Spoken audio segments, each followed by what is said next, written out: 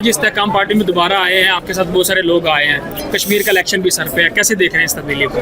अच्छी बात है, एक पार्टी की वहाँ पे गुंजाइश मौजूद थी कि एक और पार्टी आए, तो इसका एमर्ज होना IPP का मैं समझता कि खुश रहता लोगों के पास यह है कि दो पार्टियों के हाथों ब्लैकमेल नहीं होंगे, तीसरा ऑप्शन भी होगा। आपके हल्के के लोग आसानी से वोट डाल सकें, क्योंकि जो हालात उनको कैसे टैकल करेंगे? मुश्किलात है, ओवरऑल पोस्ट में मुश्किलात है। अगर इलेक्शन हुए तो फिर हमारे लोग भी करेंगे। कुछ लोग तनकीद कर रहे हैं कि आपने पहले इस्तेहकाम छोड़ी फिर दोबारा आ गए, पहले पीपल्स पार्टी में चले गए। बहुत सारे लोगों को हकीकत का नहीं पता होता, हमने पीपल पार्टी क्यों छोड़ी, जरदारी साहब को मुलाकात करके भी बताएंगे, उनको एक खत भी लिखेंगे जो ओपन होगा, मीडिया में भी आएगा।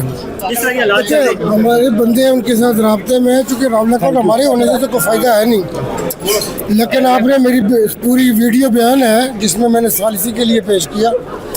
मुख्तलिफ लोग कोशिश कर रहे हैं, जहाँ पे हमारा भी चल रहा है, हम भी लॉजिस्टिक फैसिलिटेशन करा रहे हैं, मुज़ाकरात। मैंने पहले दिन वीडियो बयान दे दिया था कि जी मैं अपने आप को सालिसी के लिए पेश कर दूँ।